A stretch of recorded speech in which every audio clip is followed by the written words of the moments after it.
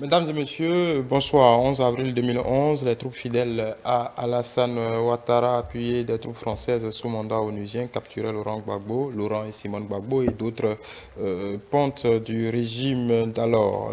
L'épilogue d'une guerre fratricide qui aura déstabilisé ce pays et d'autres de l'Afrique de l'Ouest. Depuis Simone Gbagbo, Laurent Gbagbo, Blé Goudé sont tous rentrés et sont revenus, surtout pour Laurent et pour Blé Goudé, revenus innocents de la CPI. Alors la question qui se pose aujourd'hui, 12 ans après, est-ce que la Côte d'Ivoire est guérie de ces divisions, mais surtout qui porte aujourd'hui, après coup, 12 ans après, la responsabilité de ces milliers de morts et de toute cette dévastation qu'a connue la Côte d'Ivoire. Nous allons en parler rapidement pour l'édition de ce soir, et si le temps nous le permet, nous allons rapidement évoquer cette visite d'État qui débute aujourd'hui même de Paul Kagame au Bénin. Et ce sera avec Joël Ataï Gadegbe. Bonsoir. Bonsoir. Je rappelle que vous êtes expert en gouvernance. Amzat Abdoulaye, consultant et analyste géopolitique, bonsoir. Bonsoir. Et Charlone Théou, analyste géopolitique à Morgan Training, bonsoir. Bonsoir. Voilà, Joël Ataï Gadegbe, très rapidement, quel souvenir avez-vous eu de ce 11 avril 2011? Forcément, c'est celui de la... Vous avez utilisé le mot capture. En tout cas, c'était pas rigoureusement une reddition. Donc, il y a eu des combats où les troupes fidèles au président Ouattara ont eu l'élégance ou la décence de... d'épargner. Oui, d'épargner finalement le président Gbagbo, parce que au-delà ou avant le 11 avril, c'est plutôt le souvenir de combats acharnés de part et d'autre à l'issue des élections. Et donc ça pourrait se terminer de manière tragique pour sa personne, étant donné que jusqu'au bout il a résisté, que c'est dans un abri souterrain qu'il a été arrêté, donc avec l'ordre pour Ouattao, me semble-t-il, de le protéger à tout prix. Bon, donc ça c'est à leur honneur, et puis la suite chacun l'aura observé, et malgré l'humiliation que Mme Gbagbo a subie, mais de leur part également que d'outrance avant. Donc, est-ce qu'on en a tiré les leçons? Monsieur Gbagbo est libre désormais, comme vous dites. Est-ce qu'il a pour autant recouvré tous ses droits civils? Je ne crois pas, puisque malgré tout, il n'est que sous le coup d'une grâce présidentielle, voilà, qui maintient en l'état son casier judiciaire. Et le vierge, rang non vierge, oui, avec, et inéligible pour l'instant. Effectivement. Je reste avec vous avant de parler de l'état de la Côte d'Ivoire. Le PPACI, le nouveau parti de Laurent Gbagbo, a posé cette question, a mis cette question sur la table il y a quelques semaines. Si on considère une équation très simple, si on considère que Laurent Gbagbo, Charles Blé Goudé et d'autres pontes de l'ex-FPI ont été blanchis, on va dire, pour les deux précités par la CPI de tout crime concernant cette période, finalement, qui est responsable? C'est ça qui est tragique au plan politique. Il faut vivre assez longtemps pour voir la même chose et son contraire, et revoir M. Ouattara être bras dessous avec Laurent Gbagbo et lui donner mon ami Laurent, n'est-ce pas? Bon, donc, il est tragique pour ceux qui... On parle de 3000 morts. Oui, ceux qui ont payé de leur vie, et de quelle manière cet affrontement, cette rivalité. Si la politique doit se solder par ces affres-là, par finalement également ces vexations, parce qu'on a le sentiment que justice n'a pas été rendue. Ouais. Et donc si le politique peut se réconcilier aussi facilement sur les cadavres de ceux qui les ont suivis, ça donne à réfléchir. Et j'espère en tout cas que les électeurs, les citoyens ivoiriens dans l'ensemble seront interpellés comme il se doit, chacun des acteurs principaux de cette tragédie-là. J'appelle ça tragédie parce que ce n'est pas une péripétie.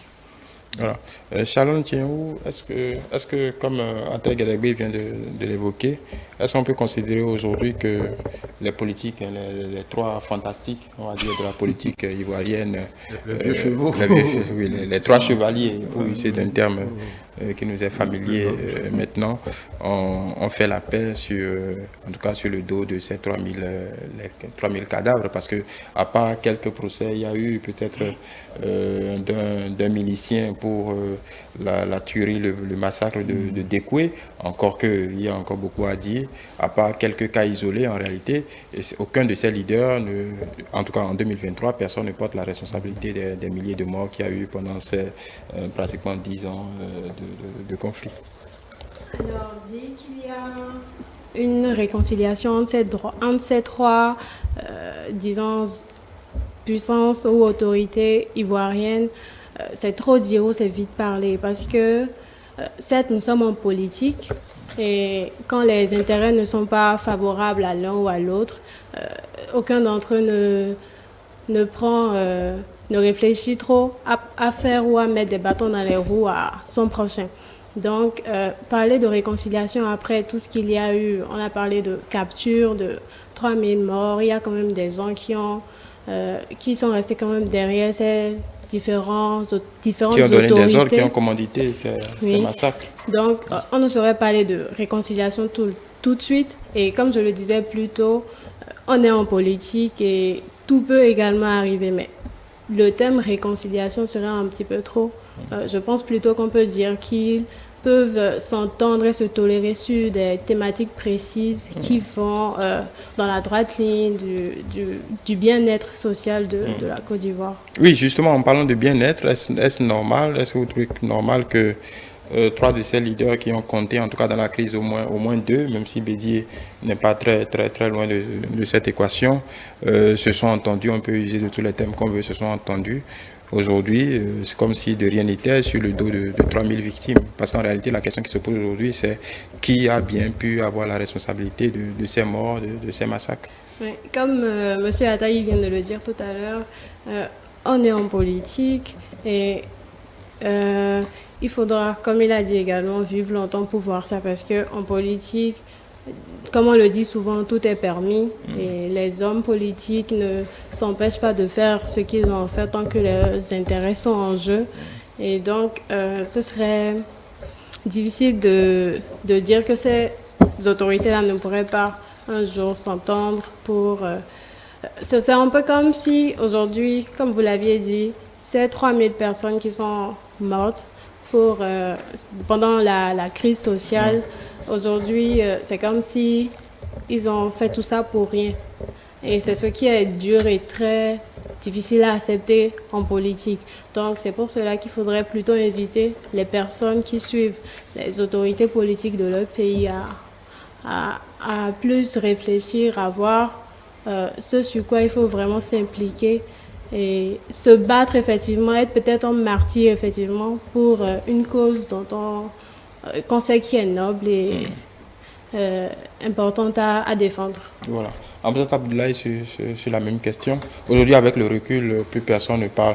Il y a même un dispositif pour la réconciliation que le PPACI justement a remis en cause. En réalité, aujourd'hui, personne n'y croit. Mais pour le moment, les plaies sont restées béantes. Les victimes d'Abobo, d'Ouekoué, Bouaké, c'est un peu comme si voilà, tout cela n'a jamais existé. On pense à la prochaine élection présidentielle. Voilà, Charles Blé Goudé. Même si on n'avait pas vu M. Gbagbo donner des ordres, donner des ordres, évidemment. M. Blé Goudé, on le voyait dans les meetings quand même, haranguer et pousser à la violence. Et aujourd'hui, apparaître comme... Il a été reconnu, innocent aussi par la CPI. Sans parler de l'autre qui traîne son alter ego de... le patron des forces nouvelles, Guillaume Soro. Oui, voilà, l'équation d'aujourd'hui, qu'est-ce que ça vous inspire? Alors, ça m'inspire que les États belligérants en Afrique ne sont pas prêts à chaque fois pour faire table rase par rapport à leur passé et justement en tirer les conséquences pour avancer. Quand je prends l'exemple du procès de Nuremberg, après la Deuxième Guerre, vous allez vous rendre compte qu'il y a un régime, c'est-à-dire le régime nazi, qui a commis des affres durant la guerre. Et ensuite, il y a eu un retour de l'ordre après la guerre. Et le retour de l'ordre voudrait dire quoi? Qu'il faudrait mettre en place une commission, réconciliation, vérité et justice. Et ça s'est mis en place à travers le procès de Nuremberg qui a vu juger les principaux responsables, même si la tête de liste s'est suicidée en temps. Mais il y a eu un procès qui a situé les responsabilités, qui a énoncé en quelque sorte le début d'un processus de réconciliation de l'Allemagne déjà et de l'Europe ensuite. Donc ça s'est vu et on peut à travers cela voir qu'en réalité la réconciliation est primordiale après une guerre. Mais dans le cas... Mais avant la réconciliation, il faut quand même... Bien sûr, avant la réconciliation, il faut les tractations. Non, pas les tractations, il faut situer les responsabilités. Qui a fait quoi d'abord avant de se réconcilier? Il faut savoir qui a fait quoi. C'est le rôle de la justice. Oui. Absolument. Ça, c'est le rôle de la justice.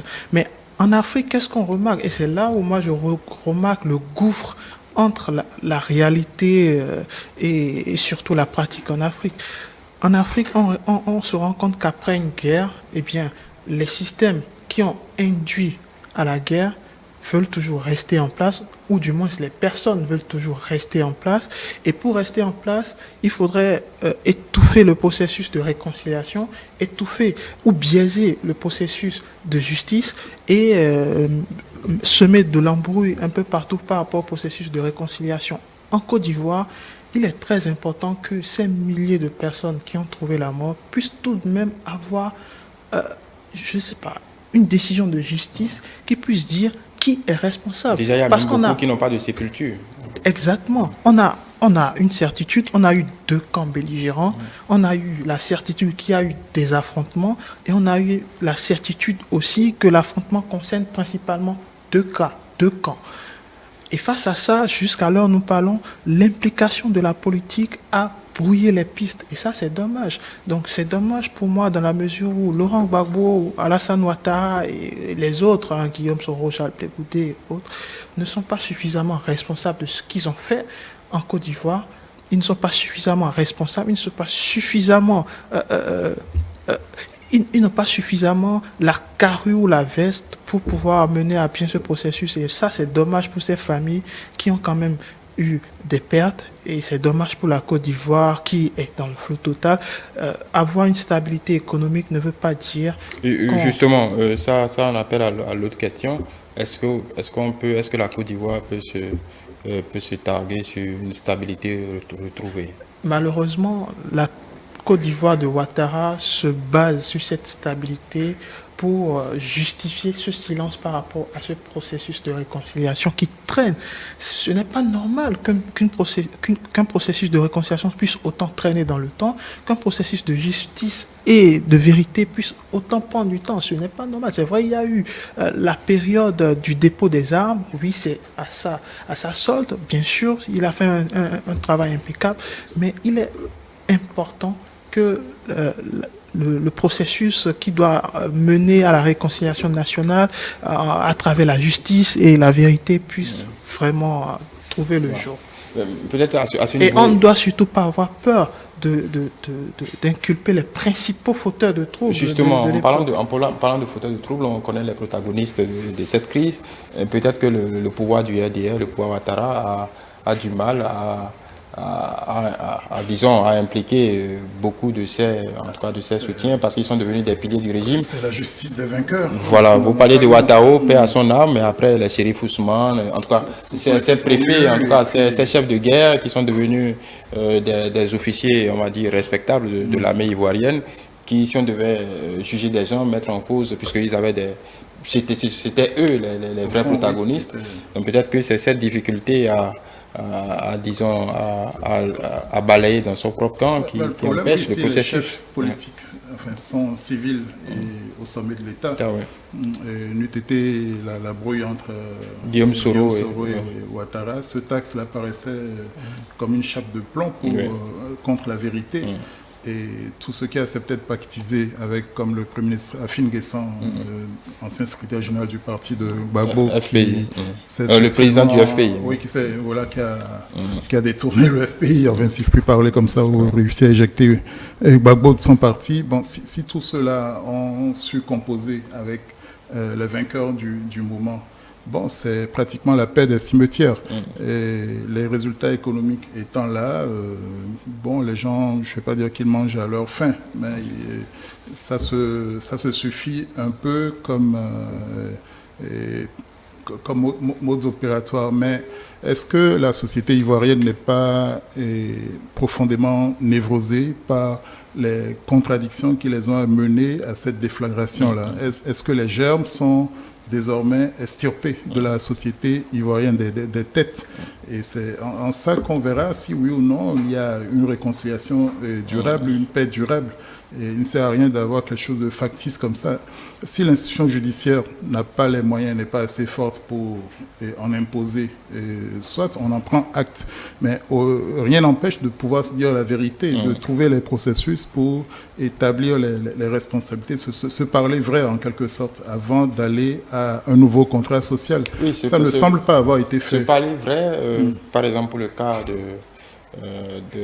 d'Alassane Ouattara, serait peut-être se départir de 4 à 5 officiers de haut niveau qui garantissent la stabilité en griffe du régime et qui sont à la tête de donc voilà les ambiguïtés sensibles, de la stabilité actuelle. Et qu'on connaît d'ailleurs. Qu'on connaît très bien.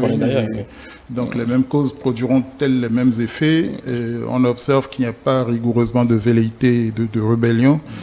C'est en partie une chance, mais qu'est-ce que les gens prennent dans leur cœur, dans leur tête? Et ça, on n'a aucune garantie là-dessus. Comment la société a-t-elle été pacifiée?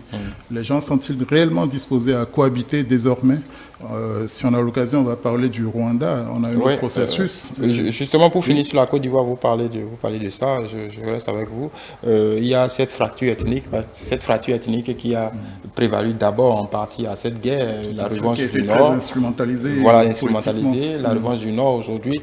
Beaucoup dépeignent une sorte de revanche ethnique pratiquement dans toutes les sphères de la société. Une domination sans partage des élites du Nord. Donc comment vous mettez toutes ces perspectives, en tout cas toutes ces réalités? Je pense que la menace terroriste vient peut-être à point nommé pour obliger la société ivoirienne, les élites, à se ressaisir et peut-être à aller à l'essentiel, retrouver la nécessité d'idées nationales au-delà des ethnies, au-delà des religions, parce que le terrorisme pouvait s'engouffrer là-dedans, brouiller ou bien approfondir davantage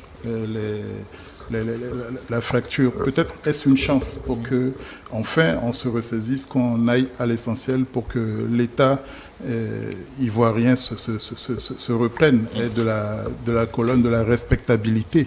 Et donc de la manière dont la succession de M. Ouattara va se jouer, peut-être y aurait-il une indication de ce que ensemble ils ont essayé de construire pour l'avenir. Sinon, nous risquons de retourner à la case départ. Voilà. Sur cette même question, comment vous voyez l'avenir immédiat de la Côte d'Ivoire, eu égard à tous ces paramètres, le paramètre ethnique, le paramètre d'une crise en tout cas dont la résolution n'est pas achevée, et puis il y a une élection présidentielle qui se pointe à l'horizon, et les velléités de tous les camps. On rappelle que Bédié est potentiellement le candidat consensuel du PDCI, donc Laurent Gbagbo, n'en parlons pas, Alassane Ouattara, on ne sait pas. Comment vous voyez l'avenir? Il s'estime toujours très fringant par rapport à leur quadra en tout cas. Les questions ethniques sont de plus en plus récurrentes actuellement dans le monde, notamment en Afrique et même en Europe. Et ce qu'on devrait faire, c'est plutôt appeler à la tolérance des uns et des autres. Parce que si on va tenir compte que des questions ethniques et oublier le nationalisme, je vais dire plutôt qu'on est tous ensemble, qu'on forme une nation pour faire évoluer sa nation ou l'État dont on parle, ce serait plus important qu'en Côte d'Ivoire notamment, vu qu'on parle de ce pays-là, qu'il faudrait que... Bon, est-ce qu'on peut dire parité ou égalité? Non, mais il faudrait quand même une représentation assez importante de toutes les régions ivoiriennes afin de permettre à toutes les régions d'avoir une voix au sein sur la place publique, afin de permettre à même si tout le monde, on sait que tout le monde ne peut être satisfait, il faut quand même satisfaire à l'essentiel et appeler, comme j'ai dit plutôt, à plus de tolérance. Voilà. Hamza Taboulaye, sur cette même question. Non, je trouve que si on n'a pas un contrat social ivoirien solide, les mêmes causes produiront les mêmes effets, comme l'a souligné tout à l'heure mon confrère. À partir du moment où vous n'avez pas résolu le problème de vos démons, de vos précédents démons, il est clair que 2025 pourrait être le spectre de l'avenir plus ou moins sombre de cette Côte d'Ivoire qu'on redoute. Et pour éviter cela, bien entendu, il faudrait que le processus de réconciliation puisse aller à son terme. Aller à son terme voudrait dire quoi? Cibler les principaux belligérants ou les principaux protagonistes qui sont la cause ou qui furent la cause de ce drame et les condamner s'il le faut, parce que c'est ça la justice. La justice doit jouer son rôle et il ne faudrait pas dans ce contrat social donner suffisamment ou trop de poids aux politiques, et c'est peut-être ça aussi l'autre drame, c'est-à-dire on a donné trop de poids aux politiques, et quand le politique se mêle de la justice, vous savez, bon, à la limite, c'est la politique qui décide en réalité.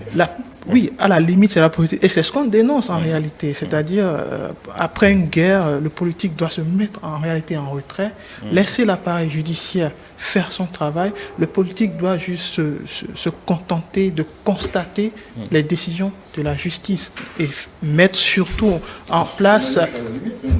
Non, enfin on peut parler de naïveté, mais je suis dans le cadre de l'objectivité de ce que devrait être le processus d'une réconciliation post-guerre. Et j'ai donné l'exemple du procès de Nuremberg, par exemple. On a laissé l'appareil judiciaire aller à terme, c'est-à-dire le politique s'est mis en retrait. D'accord, mais pour... Le politique n'a pas eu le choix. Le choix, c'est les vainqueurs qui ont imposé. La question pratique pour la Côte d'Ivoire, on finit sur cette question, c'est si on considère que Alassane Ouattara est la figure tutélaire de cette rébellion des forces nouvelles. Donc, au minimum, il a la responsabilité morale de tout ce qui s'est passé, au même titre que Laurent Gbagbo. Et si on s'en tient à ce que Guillaume Soro dit, lui, on sait qu'il est à l'opérationnel, et quand même, on n'a jamais vu Guillaume Soro donner des ordres de faire ça. On sait que c'est lui, le patron, le réel patron des forces nouvelles. Il a fallu qu'il y ait dissension pour qu'il dise, en fait, en tout cas, toutes les grandes orientations venaient de Alassane Ouattara. J'ai fait la guerre pour Alassane Ouattara, j'ai fait ci pour Alassane Ouattara. Donc, au minimum, il aurait fallu qu'Alassane Ouattara lui-même se remette en cause. Non, je n'ai pas encore vu un présumé coupable se déclarer devant la foule publique qu'il était coupable. Non, je ne l'ai pas encore vu ça. C'est pour ça que je dis qu'il est très important que le politique puisse rester en retrait. Alassane Ouattara n'est que le président de la Côte d'Ivoire. Ça, c'est un fait. Mais si on laissait la justice faire son travail, si on laissait cette justice aller au terme du processus de la réconciliation, je pense que si éventuellement il est l'ordonnateur principal, tel que vous venez de le dire, eh bien ça va se voir, parce que je crois que quand on parle des instructions en matière judiciaire, on ne cache rien. Rien n'est caché, tout sort, la vérité sort. Et il est très important justement pour que ces Ivoiriens puissent vaincre leurs propres démons et aller de l'avant. Il faudrait que la vérité puisse être claire. Le contrat social ivoirien doit absolument laisser libre cours au processus judiciaire. Sans ça, je crois qu'on va retomber sur nos propres pattes et 2025 pourrait être le spectre de ce qui s'est passé. Peut-être Bédier comme juge de paix. Oui, mais voilà qui ne veut même pas céder la place. Ah ouais, mais s'il cède la place, il ne pourrait pas être juge de paix. Non, il peut être, disons, le parrain de cette paix-là. Le parrain de cette paix. Où chacun présente plus ou moins son poulain pour donner des perspectives nouvelles, au moins à travers les hommes. Et voilà. Je reste avec vous, Hamza Taboulaye, pour parler de cette visite. Le président rwandais, depuis ce matin, en visite d'État au Bénin pour quelques jours. Juste rapidement, comment vous percevez la visite, je ne dirais pas d'un ami, parce qu'on n'est pas au fait des relations personnelles qu'il y a entre, même si on sait qu'il y a en tout cas des atomes crochus, pour le dire ainsi, entre Patrice Talon et Paul Kagame. Est-ce que ça ressemblerait à la visite d'un allié? Parce qu'il y a beaucoup de dossiers sur lesquels le Bénin et le Non, je ne Rwanda crois sont... pas. Un allié, c'est beaucoup trop dire. Le passé entre le Rwanda et le Bénin est beaucoup trop infime pour affirmer que c'est un allié. Un potentiel allié, je dirais par contre oui. Parce que sur la table, il y a la question sécuritaire qui est très ambiante, Et cette question pourrait avoir, je vais dire, un nouvel apport avec l'arrivée du chef d'État rwandais, avec la proposition peut-être... Oui, il y a des accords de coopération. Exactement, dans ce sens. Et je crois que ça peut être très clé dans cette visite. La deuxième chose, c'est par rapport à la coopération économique, parce que, vous savez, le Rwanda, aujourd'hui, fait partie de ces modèles économiques de développement en Afrique, même s'ils n'ont pas tout à fait encore accédé au développement. On ne sait pas ce que c'est le développement, justement.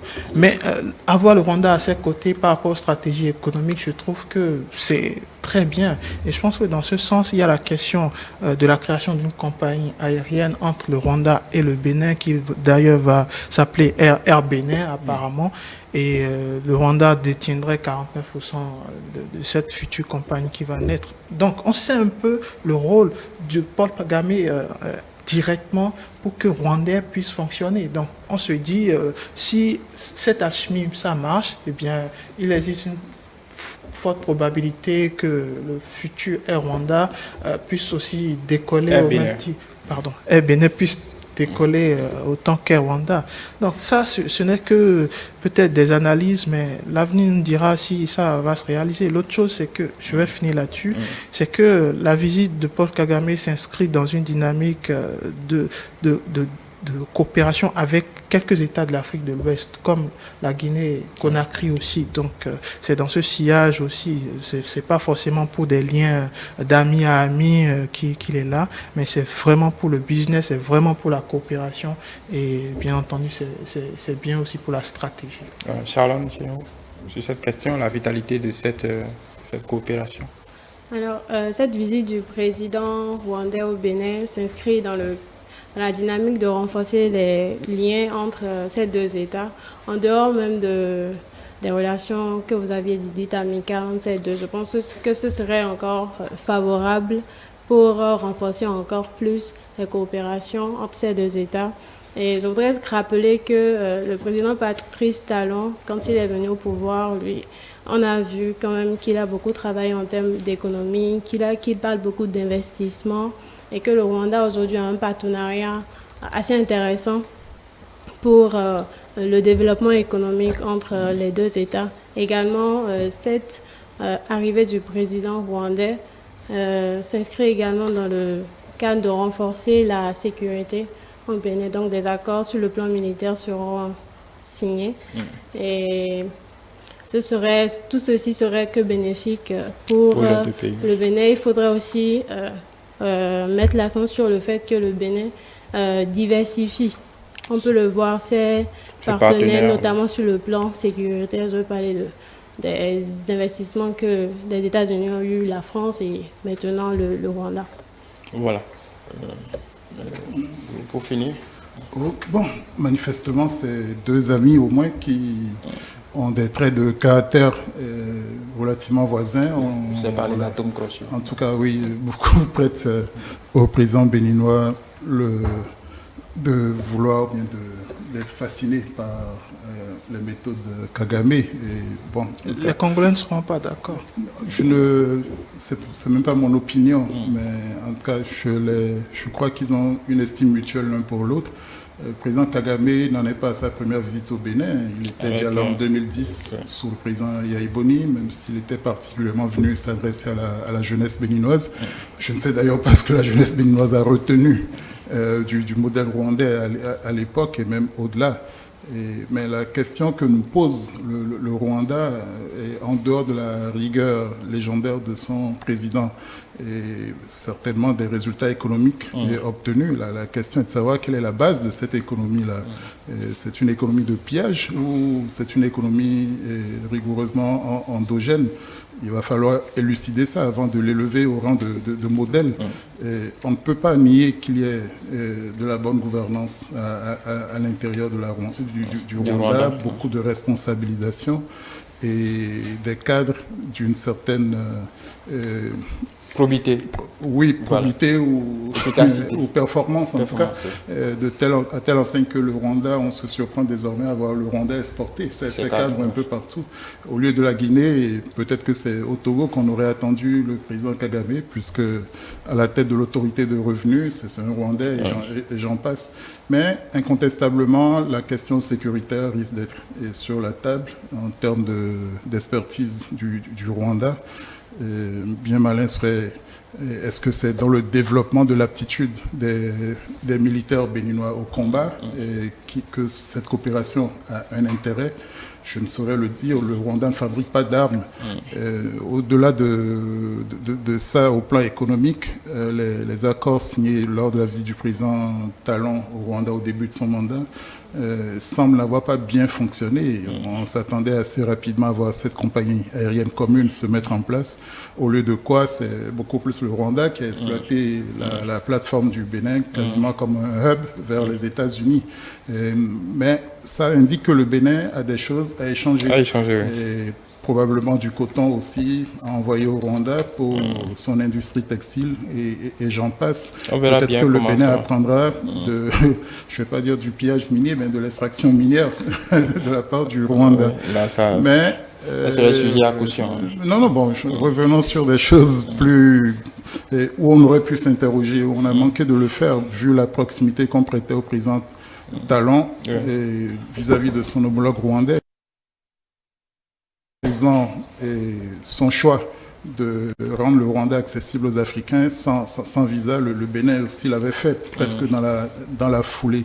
Mais après, plus rien, quand il y a eu la ZELCA, la zone de libre-échange économique promue par le président rwandais, on a semblé trouver le Bénin en retrait.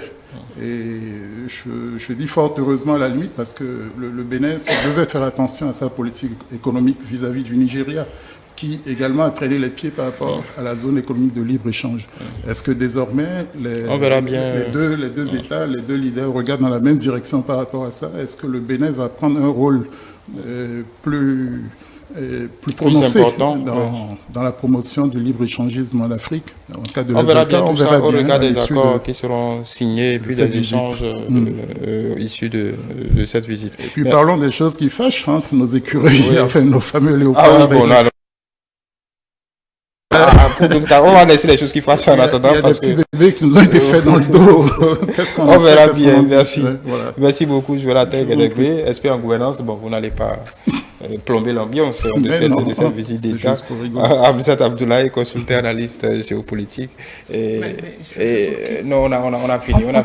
On laisse les guépards de côté. Une autre fois, on va parler des guépards. Je vous laisse finir, mais je mets l'accent sur ça, c'est que nous sommes face à une guerre contre le terrorisme qui n'est pas une guerre ordinaire. Oui. Et dans ce cadre, l'armée régulière rwandaise n'a pas d'expérience pour vaincre le terrorisme. Oui, ça, bon, c'est très important. On va en reparler. Charlone Tienhou, analyste géopolitique à Morgan Training.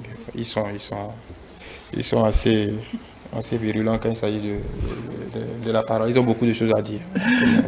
On verra bien. Merci à vous toutes et tous qui nous avez suivis. Je vous donne rendez-vous vendredi prochain pour d'autres développements.